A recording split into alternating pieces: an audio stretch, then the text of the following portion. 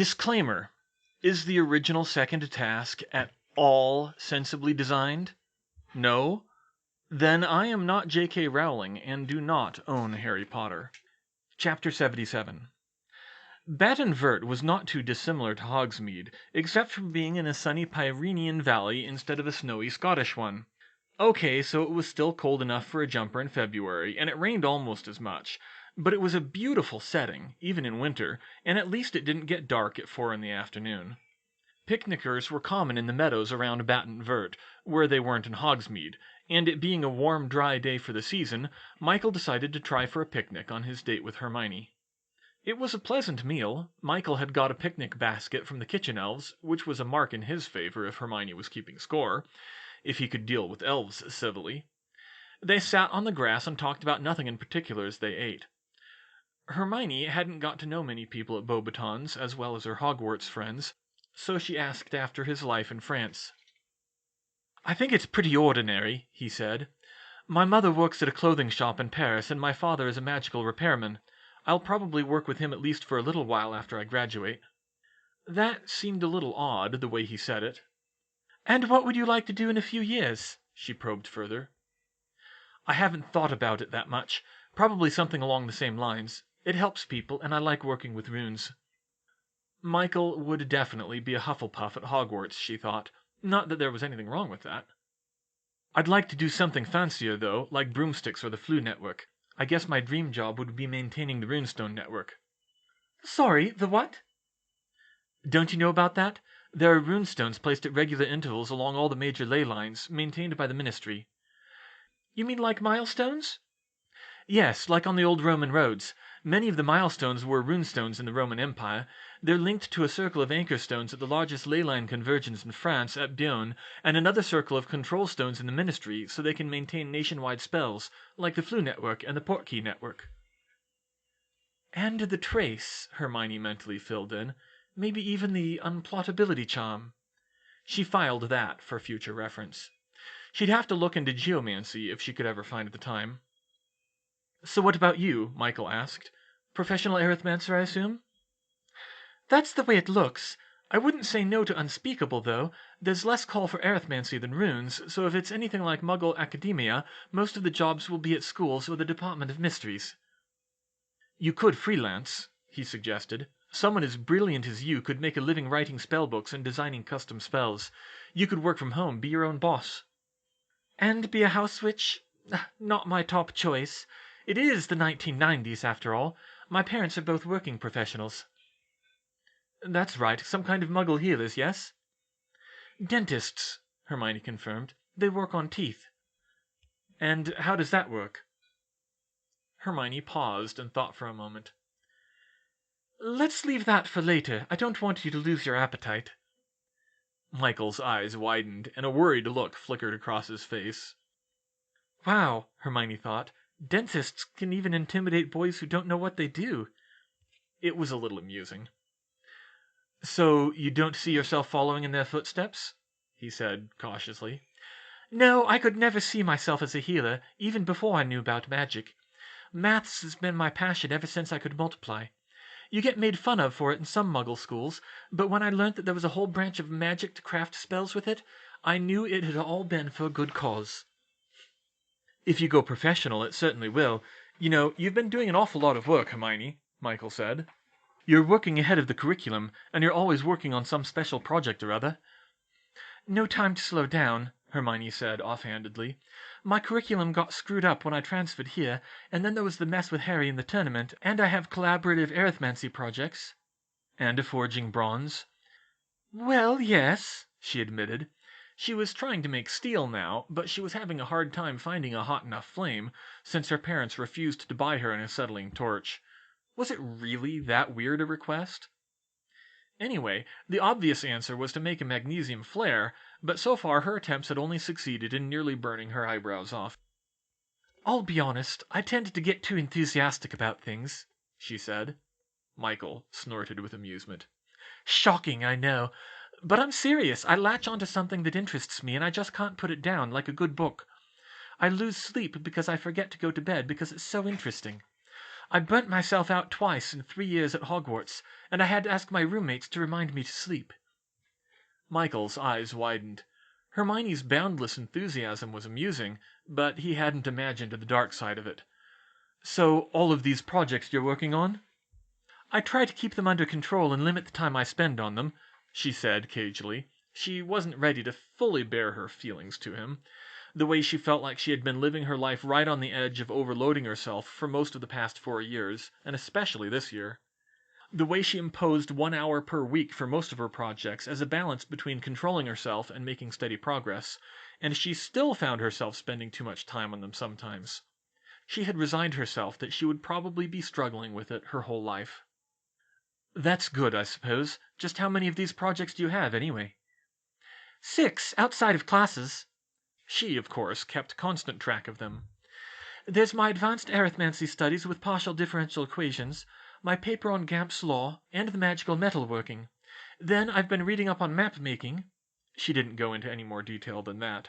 "A small side study in wand lore." That she didn't want to tip anyone off that she was doing magic outside of school. "And, of course, inventing spells for Harry to use in the tournament. And that's not to mention the extra practice I put into charms and defense to cast left-handed." Michael looked dizzy trying to keep track of everything she was saying. Hermione sighed inwardly. In her experience, not many people could keep up with her. Heck, her entire problem was that she could barely keep up with her. "You ever take any time to relax?" he asked with concern. "Besides this? Probably not as much as I should. It wouldn't be so bad, except for the tournament." She trailed off and shook her head. "Here, try not to worry about it for a while," he said, and he wrapped one arm around her shoulders, and they sat together on the grass for a while. "Ha, easier said than done," Hermione thought, but she still appreciated the comfort. Honestly, she wasn't expecting this relationship to go anywhere any more than with George, although they would at least be in the same country after Michael graduated. But for now, at least, it was good to have someone close by who cared for her. Far to the north, students were also out and about in Hogsmeade for the traditional visit of the Saturday before Valentine's Day. Many of the couples from the Yule Ball had been preserved in some fashion or other by today. Harry Potter and Ginny Weasley were there together, although they hesitated to call it a date, both because Harry still felt uncomfortable with the concept of dating, and because Ron, who hadn't got anywhere with Parvati, was never really out of earshot from them.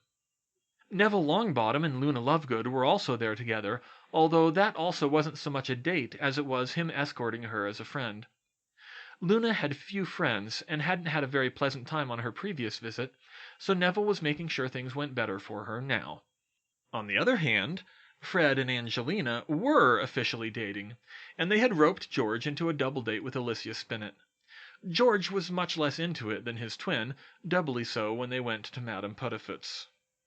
"Look, we went there once with Hermione as a prank," George said. "I don't see why—" "You did?" Alicia interrupted. "Yeah, last year, Valentine's Day. She was having a bad week and we wanted to cheer her up. You should have seen their faces when we asked for a table for 3, Fred added, and both twins laughed.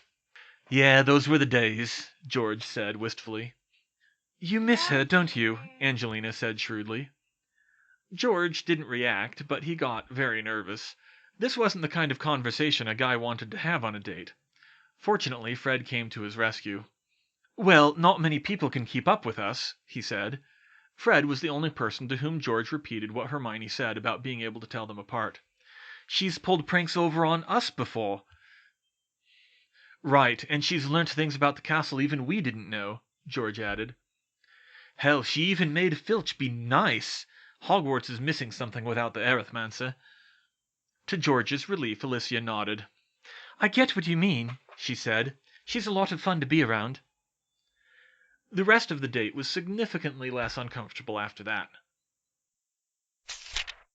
Considering her options on balance, Hermione decided to return to Hogwarts on Wednesday, the 22nd of February, 2 days before the second task, and was hoping she could stay until Sunday afterwards so that she could relax with her friends afterwards. "Good morning," she said to the Gryffindor table, coming in at the tail end of breakfast. "Hermione, great!" Harry jumped up and hugged her, rather to her surprise. "Thanks for coming again. How are you? Your letters have been strange." "Busy," she said, privately thinking Harry was the one acting strange. "But fine. Hello, everyone." "Hi, Hermione." Ginny hugged her next, followed by Lavender, Parvati, and then Fred. George also approached her, but when he got close, they both wavered awkwardly and backed up a step, settling for shaking hands. No one else seemed to notice. "So, Harry," she got straight to business, "have you figured out anything more about the second task?" He shook his head. "Not really. That poem still doesn't really make sense. What about you?" "Me? I only know what you sent me. I need to take another look at the map. How are you doing with the spells I sent you?" "All right, I guess. I still need some work on some of them." "Okay, then here's a plan. If you don't have any pressing class matters, we'll go up to the room of requirement after breakfast so I can drill you on spells. Then I'll have a look at the map, and you can see if you can swing a meeting with the other champions tomorrow."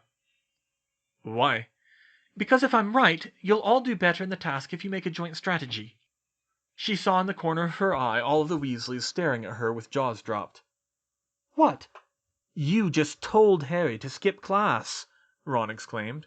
"Yes, well, I think surviving the tournament is more important." "She's clearly an imposter," Fred said. "Yeah, probably a Death Eater on Polyjuice," George added.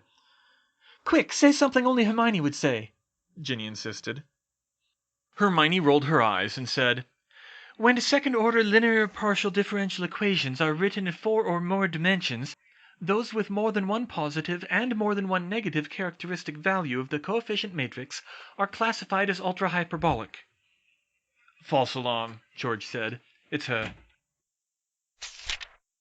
The room of requirement arranged itself into a simple training room, with a long flat carpet on the floor for dueling, and a few dummies for target practice. Harry had been coming in here regularly to practice Hermione's spells, but it honestly didn't make him feel that much more prepared. "All right, Harry, let's see what you've got," Hermione said. Okay," Harry said. He took his stance at the firing line, pointed his wand at one of the dummies, and cast Das as Coherens. A grid-like pattern of green light appeared on the dummy's face, flickering as his wand automatically traced the pattern very rapidly over and over again. "That looks good," Hermione said. "Will that really help in a fight?" he questioned. "Sure, haven't you tried it on yourself?" "No, why would I do that?" "Well, I tried it on myself to make sure it worked. Once I was sure it was safe. Just use a mirror." Harry considered this for a moment, and a mirror appeared on the far wall. Deciding he would try it, he pointed his wand at his reflection and said, "Das as Coherens. Ah!" He nearly dropped his wand as his hands flew up to cover his eyes. "Seems pretty effective to me." "Yeah, I think I got it," he grunted, rubbing his eyes. "So what about the others?" "Well, I couldn't quite get that burning laser thing." "Let's see it then." Harry took a deep breath and aimed his wand again. "Lumos ardens." His wand let out a shower of crimson sparks. Do that wand movement again, slower." He did, and Hermione quickly adjusted his grip and tightened the figure with her hands. "It takes very precise aim," she explained. "If you go too far outside the figure, it'll lose coherence and produce sparks." Harry tried the spell again, and this time a brilliant red beam appeared instantly, connecting his wand to the dummy's chest. The white linen shirt the dummy was wearing lit up brilliantly, smoldered, and, after a few seconds, caught fire. "Much better. It's not as powerful as I wanted, but I'm hoping its strength will lie in its speed. Very few spells travel at the speed of light." "Yeah, I guess so." "Just be careful underwater. If the water's too murky, there might be problems." "Seriously?" he said in frustration. "Hey, no spell is perfect. I didn't even send you everything I created." "You didn't?" "No. With wave equations, I can scratch out new electromagnetic spells pretty quickly. I invented a microwave charm, but it wasn't nearly powerful enough to be useful. I forgot that it takes 1,000 watts for a full minute just to boil a cup of water." Harry had no idea how to respond to that. That seemed to happen a lot around Hermione. "Now, how about the pocket ceiling jinx?" I didn't really bother with that one." Hermione sighed. "Eyelash curling hex?" "I tried it a little." "Did you at least learn the mirror shield?" "Yeah, I did that one." "Then let's see it." "All right, reflecteur." A shimmering mirror surface appeared in the air in front of Harry, immaterial and flickering, but hopefully it would be enough. Hermione tested it with her dazzling jinx, being careful not to aim directly at her reflection. "Larry Niven said to never fire a laser at a mirror," she muttered. Harry's mirror faltered a little, but it kept her from dazzling him again. "If I were you, I'd practice that a little more if I had the time." "Why, will it stop other spells?" "Well, not many," Hermione admitted. "Okay, don't worry about it then. Did you practice the lead eyelid jinx?" "Uh-huh." "Try it on me." "Okay." Harry pointed his wand at her, a little nervously. He wasn't used to casting spells on his best friend, especially ones that weren't professionally tested. But it was her spell, after all. Palbebre Plumbum. Hermione struggled not to flinch and let the jinx hit her. She felt the uncomfortable sensation, too often experienced from sleepiness, of not being able to keep her eyes open. It was easy to fix. She could cancel it with a quick finite, but it would definitely distract an opponent in a fight. "Good," she said. "At least you have that one down." Harry frowned and looked at her with concern. "Are you all right, Hermione?" he asked. "Yes, why?" "Well, it's just that a lot of your spells aren't very useful." "Excuse me? I admit the taser hex was ill-timed, but the others—" "The iambic pentameter jinx?" Harry interrupted skeptically. "It's the iambic pentameter curse, Harry," she said. "So, it's still pretty useless." Hermione gave him a disapproving look and drew her wand. "Iambos quintupares metrones." "And how is this supposed to help me fight?" The words felt strange on Harry's tongue, as the jinx forced him to use different words than he normally would. "Tell me, Harry," Hermione said sweetly, "even if you can't cast it, what's the incantation for the stunning spell?" "It's ah!" "Uh-huh. And how about the shield charm?" "It's yeah." "That's right. Two of the most common combat spells, and they are both dactyls. They don't fit into iambic pentameter.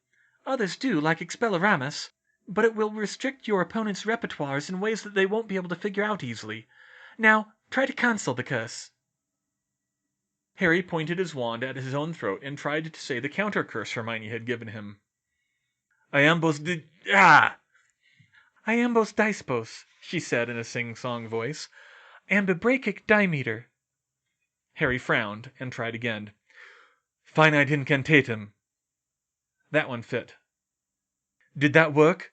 Come on, did that repair the... Damn it, no!" "Language, Harry! That's why it's a curse and not a jinx. I'm studying partial differential equations, remember? I can easily make spells that don't respond to a simple finite, unless it's very powerful." "Okay, but what about the other spells?" he said. "Like the pocket sealing jinx? Do you know how many wizards carry their wands in their pockets? If you sew their pockets shut, they won't be able to draw them in the first place. The eyelash curling hex? You know how painful it is to get one eyelash in your eye?" He cringed at the thought. "Leverage, Harry, remember?" she added. "Dos mio pasto kai tangan kinaso." Okay, I understand it now," he said. "Will you dispel the curse already, please?" No, I don't think I will. I think I'll leave it on and see how long it takes for people to notice." "Hermione!" "That's what you get for criticizing my spells, Harry." In the end, Hermione was merciful. She took the iambic pentameter curse off of Harry immediately after lunch, since he still needed to practice spells properly. However, he did get funny looks whenever he spoke until then. In the meantime, she took a closer look at the map of the second task and refined her understanding of how it would work. That afternoon, she drilled him on those of her spells that she still thought were most useful. "You're doing much better now," she told him once he mastered a few. "The question is, can you use them in a fight?" "I think so. I do pretty well in defense." "Okay. Do you think you could take me in a duel?" "What, me?" he gasped. "There's no way. You're the super genius." "I wouldn't be so sure, Harry. You did better than I did on the defense final last year." "I did?" Harry couldn't believe that. "Yes, barely, but you also have faster reflexes. You think faster on your feet. If you've been practicing like you should have, I think you could beat me." "You do?" "If you keep your wits about you and have some confidence." Hermione took her stance on the dueling carpet. "Come on, I'm challenging you." Harry was shocked. His mind simply couldn't process the thought of Hermione Granger challenging anyone to a duel, no matter how skilled she was. Come on, we don't have all day, she repeated. With wide eyes, Harry walked to the carpet and faced her. Ready? Duel on 3, she said. 1, 2, 3. Expelliarmus, Harry cast. Hermione dodged and cast back. Impedimentia! Mordido digiti! Scontapto! Harry dodged the first jinx and blocked the third with a simple Contago charm, but the second one connected while he was trying to hit Hermione with a relatio, making him jump up and down as his shoes bit into his feet. Ow, finite! He dispelled the jinx and brought his wand to bear again. Minxinos! That one was aimed at Harry's feet, so he made less of an effort to stop it. That proved to be a mistake when he discovered his shoes and the floor around him to be covered with a gunky, slippery slime that made him slip and fall on his ass. Expelliarmus! Accio wand! Hermione cast, and before he could react, his wand was in her hand. She sighed as she approached him, cleaning his shoes and the floor with a quick Scourgify! She offered him her wand to help him up. Come on, Harry, I know you can do better than that, she said. I told you you'd beat me, he groaned.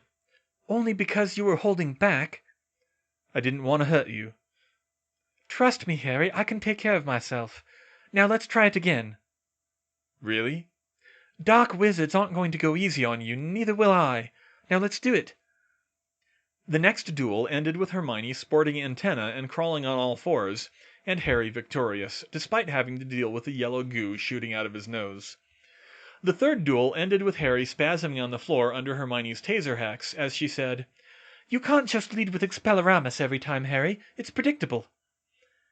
That made him even more annoyed, and after leading with a surprisingly painful pepper breath hex, Harry got Hermione's wand away from her in the fourth duel with an Expelliarmus on his second spell while she was trying to make her burnt tongue obey. What was that about Expelliarmus? He said smugly. Hermione wasn't about to take that lying down. She felt a bulge in her pocket and remembered she was carrying one of her homemade wands with her. She drew it left-handed, and before Harry could react, she cast Colopatera Mucosa. The left-handed hex she had accidentally invented last year connected, and Harry began coughing up beetles. She disarmed him at once and asked, What were you saying? Harry kept coughing, and she started to come down. Sorry, she said. Let me fix that. For a moment, she thought they might have to go to Madame Pomfrey with neither of them being able to speak properly, but she managed to cancel the spell on Harry, allowing him to cancel the one on her. I guess we're more evenly matched than I thought, Harry admitted. Yes, sorry if I got carried away, Hermione said. Are you all right? I wouldn't want to put you in the infirmary the day before the task. I'm fine. Are you okay? I didn't mean to hurt you. No harm done, but I think we both need to work on dodging and shielding if we're going to try that again. Let's go. You still need to see about that meeting. Ron did not approve of Harry meeting with the other champions, and he made it known.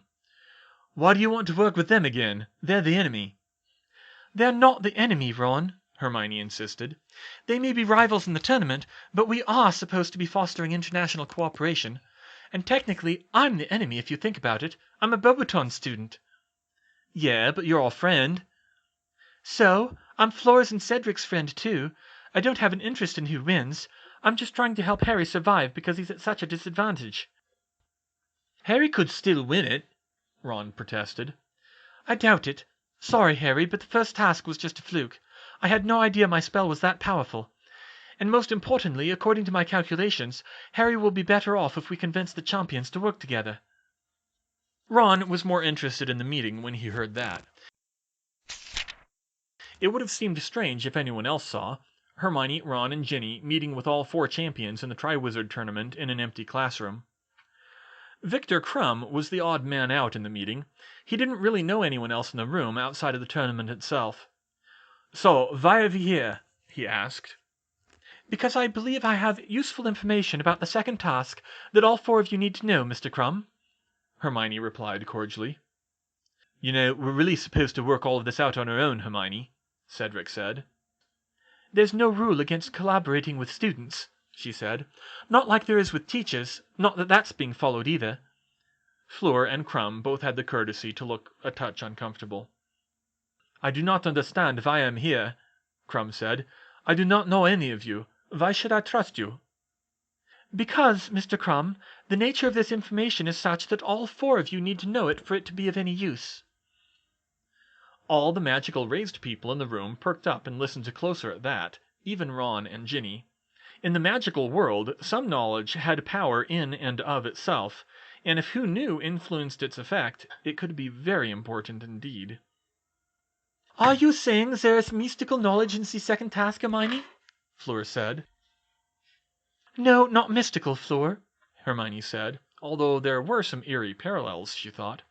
"This is advanced arithmancy, but I believe it applies to the way the task is set up. Did you all figure out the clue?" All of the champions indicated in the affirmative, although Crumb had needed to ask a Muggle-born fan for help with the Rubik's Cube part. "I read the poem on the map," she explained. "I was struck by the 4th stanza. Release will test your teamwork, but escape no honor show. The traitor's first to leave the murk, unless all make each other slow." "I thought that was odd, too," Cedric said. "It sounds like it's giving us the choice to cooperate, but why would it if it's a competition?" "I took a close look at the map," Hermione said. "They left a lot mysterious, but it looks like you have to go to the Merpeople's village and get back what was taken from you. It sounds like there will be some kind of trap, and it will be easier to get out if you work together. But if one of you abandons the group, lets the others do the work, and goes off on your own, then you'll be able to get out faster. Are you with me so far?" "Oui, that is what it sounds like," said Fleur. "Yes, but, and this is the crucial part, if all 4 of you take the easy way out and abandon the group, it'll slow all of you down. I can't be certain without more detailed information, but it sounds like it's probably a 4-way prisoner's dilemma." "What's a prisoner's dilemma?" Cedric asked. "It's basically the classic problem in game theory, the theory of the best possible ways to play games." "That's math." "Of course it's math. John Nash won the Nobel Prize in Economics for it." "Who?" Wizards. The Prisoner's Dilemma is a story about 2 robbers who are captured by Muggle horrors." She drew a diagram on parchment to help illustrate it. "Remember, Muggles don't have Veritaserum, so they have to get one of the robbers to rat out the other in order to convict them." It was an odd situation for wizards, but they seemed to comprehend it. "The way it works is that if the 2 robbers cooperate and don't betray each other, the horrors can't prove all of the charges, and they both get 1 year in prison. If one of them betrays the other, he goes free, while his friend gets 10 years. If they both betray each other, they both get 5 years. Now, what's the best outcome for the 2 prisoners?" "If they cooperate," Cedric said obviously. "Yes, it is. But look at it another way. Suppose you're one of the robbers.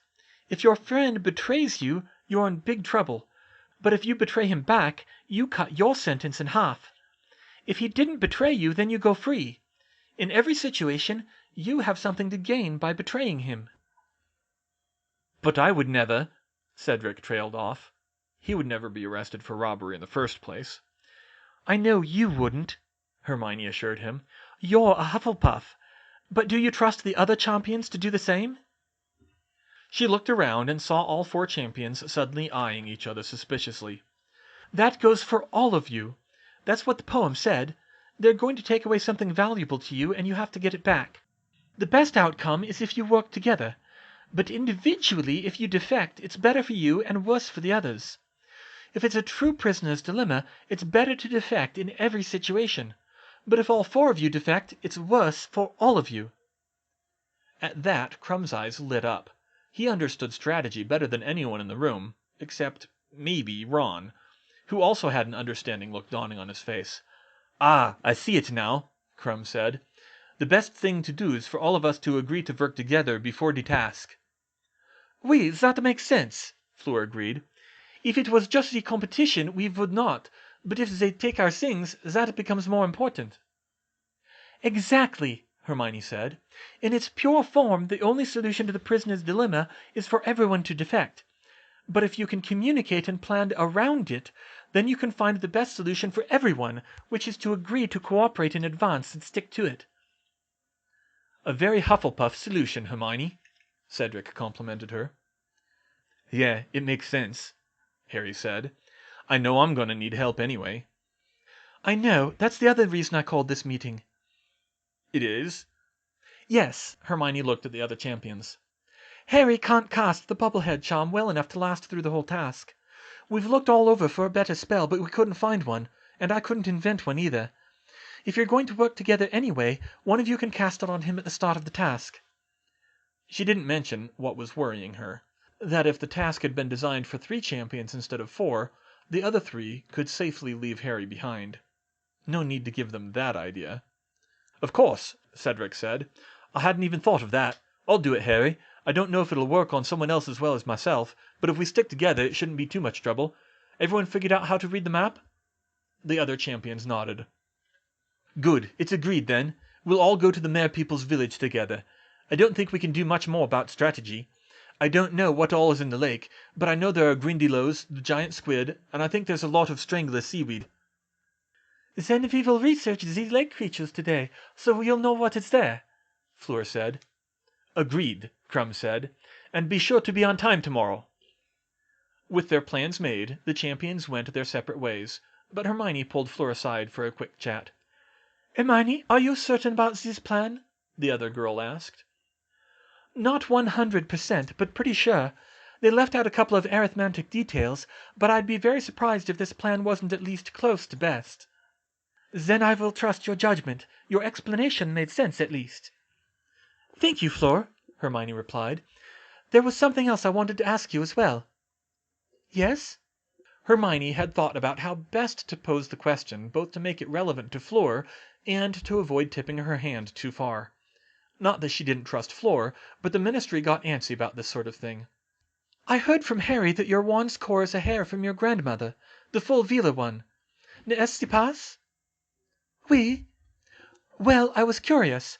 How would that wand compare with one made from your own hair? My own hair? Fleur said in surprise. But I am only a quarter Vila. My hair might as well be pure witch's hair. It is not powerful enough, and without the Vila magic, it could only be bound with blood. Blood? You mean like the family connection? No, I mean, you do not know Hermione? No, I don't think so. No, I suppose you might not from the kind of books you read.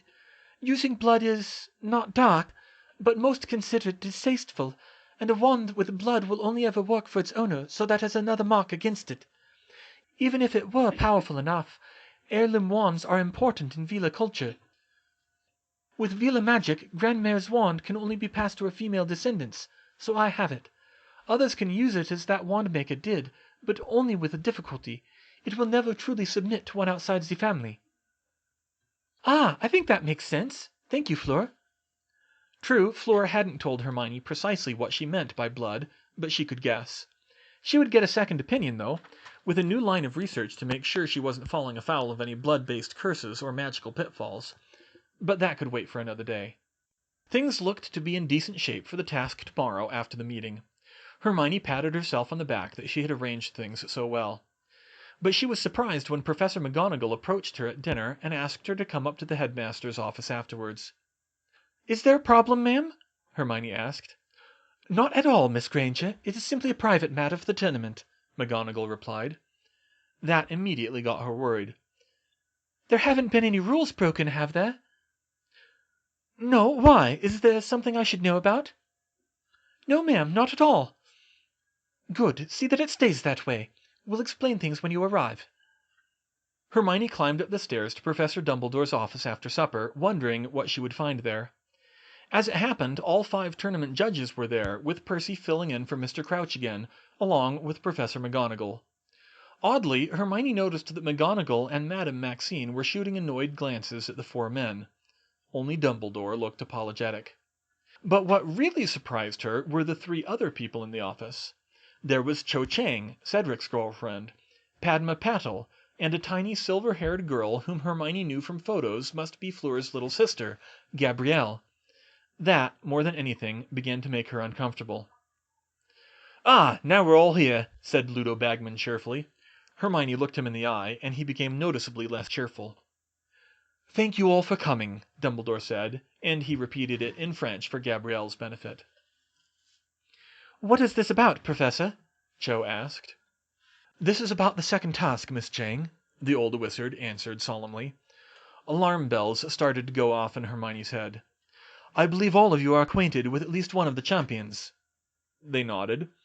You may or may not be aware, but the champions were given a clue to solve that describes the second task, a map that informs them where to find the great treasure that will be taken from them. Hermione's pulse quickened, and she felt the blood drain from her face.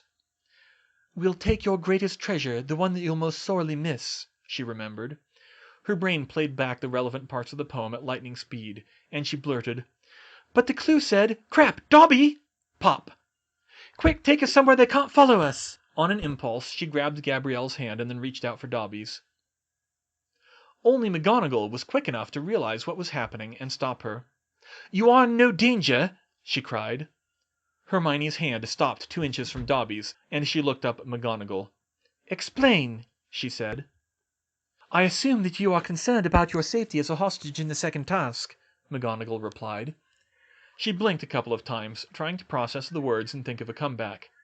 Gabrielle started babbling in French in confusion, but she held up a finger to shush her. I'm concerned that you just used the word hostage without flinching, Professor, she answered. I feel deeply threatened by the clue that includes the forever hidden in the black line. If you think I shouldn't be, you'd better have a really good explanation. The clue is false, McGonagall said.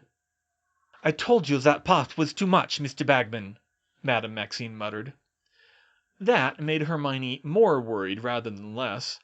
If Harry was going in there with incorrect information? False, she said. Or rather, that part of it was, McGonagall clarified. There is no consequence if the champions fail to retrieve their hostages within the hour. The Mere People will bring them back to the surface unharmed. The rest of the clue is accurate. That was one crisis averted. It was Bagman who spoke next, still wearing that stupid grin on his face. You see, we wanted to play up the drama, give the champions a clock to race against. How's that money coming, Mr. Bagman? Hermione cut in, and he shut up at once. Miss Granger, Percy huffed, this is neither the time nor the place to air whatever personal issues you have. Mr. Bagman was simply explaining that we wanted to give the champions an incentive to try their hardest and carefully consider their strategy. So we took the person whom each champion would most sorely miss for them to retrieve from the lake. And you thought that was me for Harry? Of course, we were a little unsure because of the failure of your romantic relationship, Percy said. Hermione slapped her forehead. But since you still seem friendly with him, and he praised your help so highly after the first task... This is a dirty, rotten trick, you know that, Percy? Excuse me? You give them a clue that, if you read it carefully, tells them they should work together, and then you take live hostages, outright lie, and say we're going to die if they don't help us, massively ratcheting up the temptation to betray each other in an environment that will ultimately punish them for doing so. That's got to be some kind of illegal. Cho and Padma were starting to nod in agreement with her. Gabrielle, with her limited English skills, just looked confused. Nonsense. The Ministry has required all the necessary approvals, Percy said. Hermione didn't believe it. She looked at Dumbledore. Professor? I'm afraid Mr. Weasley is correct, Miss Granger, the old man said. I do not particularly approve of this task either, but we must abide by the contract. The Goblet of Fire binds the schools and the judges as well as the champions. We were obligated to find the most appropriate hostages available. Goblet of Fire! Her heart started racing again. This was very, very bad, regardless of the safety aspect, although she wanted to know more about that too. And how will our safety be guaranteed sitting at the bottom of, need I remind you, a freezing cold lake for over an hour? Professor McGonagall spoke up again. The 4 of you will be placed in an enchanted sleep, a sort of suspended animation, in which neither the lack of air nor the cold will harm you. You will be under guard by the Mere People at all times, including some following as your champion returns to the surface. One more problem solved, such as it was, but not the main one. There had to be something she could do. Her parents would... Of course. No, she said. Everyone's heads turned towards her, including the other hostages. No, McGonagall said in confusion. I'm not doing it. Several of the judges gasped. You can't get out of this, Karkaroff barked. Oh, yes, I can. The contract says, Percy started. that you are obligated to find the most appropriate hostage available. But I am not available, she said slowly. What do you mean? I mean the Goblet of Fire can't possibly bind people whose names were never entered into it, even under medieval law. It doesn't have the authority. I checked. And I know you didn't enter my name for me because all of you were properly horrified when someone did that for Harry. That means you have to get consent by modern standards to force me to be a hostage. That means you would have to get permission from my parents, and there is no way in hell they would give it. Excuse me, professors.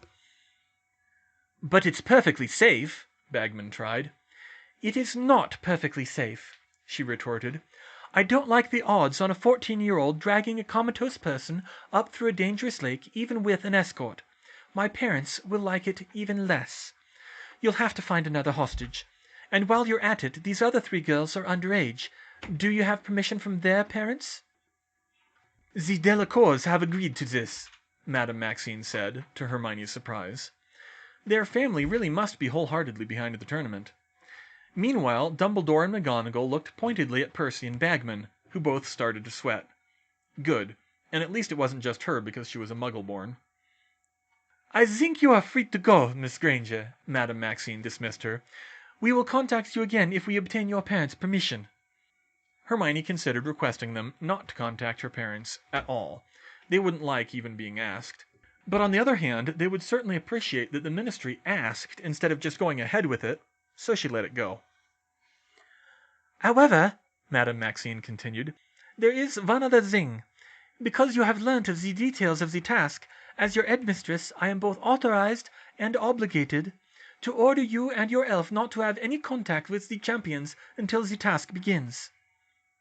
There was always something. This wasn't good. Hermione wouldn't be able to see Harry off in the morning, nor warn him that the clue was a fake, and Madame Maxine could easily confine her to the carriage to do it. She absently clutched her charmed necklace with worry when she got an idea. She answered, I agree, but with the proviso that you inform Harry why I'm not at breakfast. Very well. Please return to the carriage. Hermione left without protest, only taking a moment to whisper to Gabrielle, Ne t'inquiète pas, je suis sûre que Fleur de garder en sécurité. Then she asked Dobby to follow her and left. Phew, that was close, she said. If they actually took me hostage, Mom and Dad would transfer me to Australia and make me cut off all contact with Harry. Dobby, where were you going to take me? The Faroe Islands, Miss Hermione. It was one of my old master's emergency getaways, the closest to Hogwarts. She frowned at that. Wouldn't we be arrested for illegal entry? Yes, miss, if they was catching us, but we could say it was a mistake, and they would not be deporting us until after the task. Hermione smiled. Clever as always, Dobby. I think you'd make a better Slytherin than Draco. Dobby giggled. She knew he'd lived through the days before Voldemort, when Slytherin actually meant something. Plus, it was a nasty dig at Draco. Harry Potter should be warned about the real task, miss, the elf pointed out. What can we be doing? Don't worry, Dobby. I have a plan.